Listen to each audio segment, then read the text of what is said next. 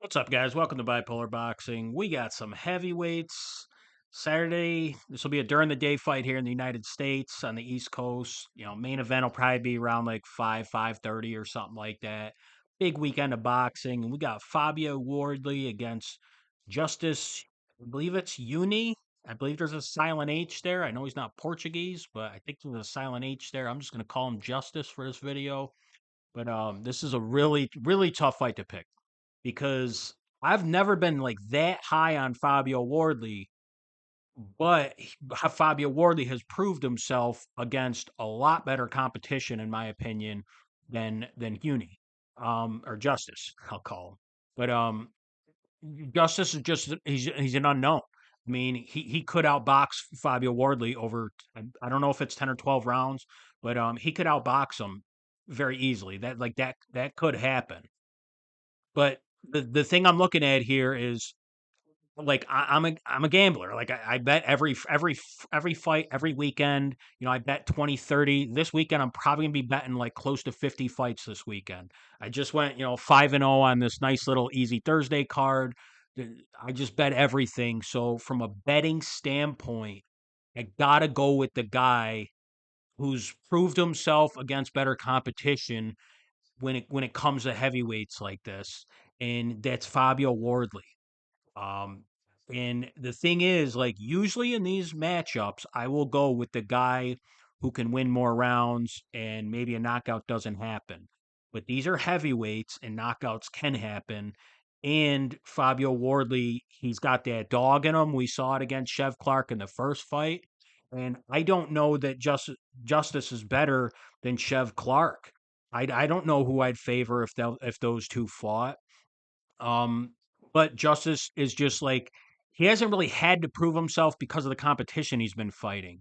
But like I just can't get past that fight with Kevin Lorena when he got hurt a few times in that fight by Lorena. Lorena is a big puncher. We all watched him put Dubois down. I think it was 3 times in the first round or some shit like that.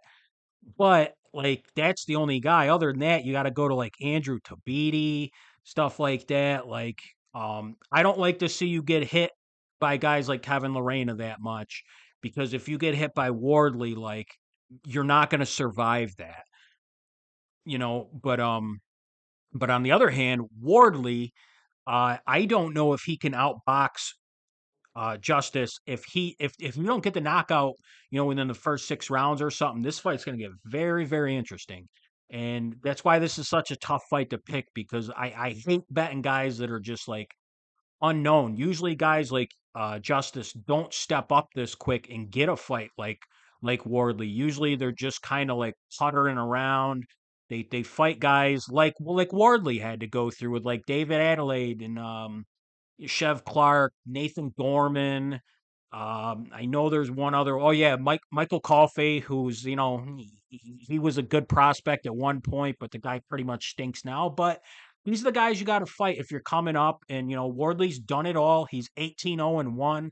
That one draw with Chev Clark is not a bad draw, and he showed he's got that dog in him. He showed he can take a punch from a big heavyweight. Chev's a big dude. So I mean I don't see Justice knocking him out.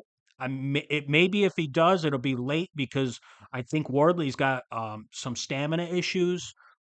It could be something to look at, but I just think the safest bet here is that Wardley wins the early rounds and hurts him enough to kind of like wear Justice down to where he just can't sit there and box because he's going to be worried about what's coming at him, and eventually he's going to fight like a scared fighter, and I think he's going to get knocked out in the later rounds.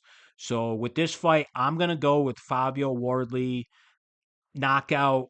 I'm going to say around like round. I'm going to say round 8 KO.